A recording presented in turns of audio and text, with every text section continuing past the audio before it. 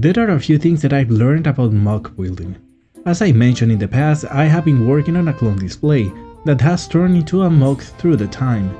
And there are a few things that I have noticed and learned as someone that played with LEGO his whole life, but just started building MOCs in the last 6 months or so.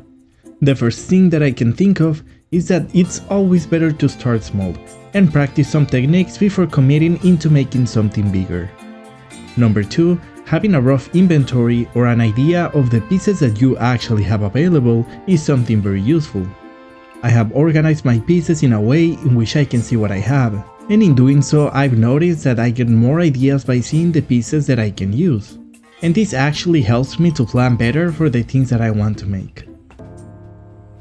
Looking at what other people make is not stealing. Looking up references is something that every single good artist does. Don't be afraid of learning techniques from other people. As long as you're not saying that you came up with the techniques, nobody's really going to care about it.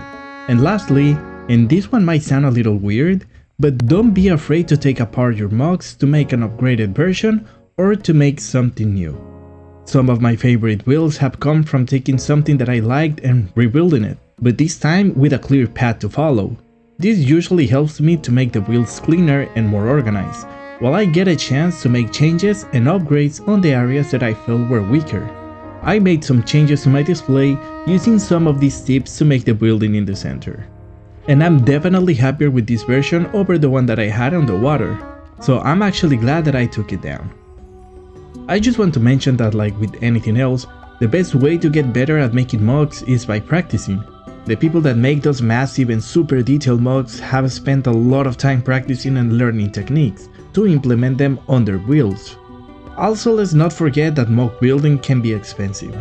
I have found that the pick a brick section on the LEGO page is one of the best options to buy pieces for your own projects. I will talk more about MOC building once I become more experienced, but I wanted this video to have information that will help someone else.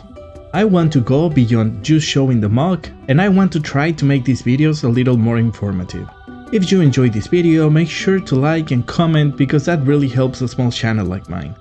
And on that note, this is all I have for you today. I'm Beyond LEGO, peace out.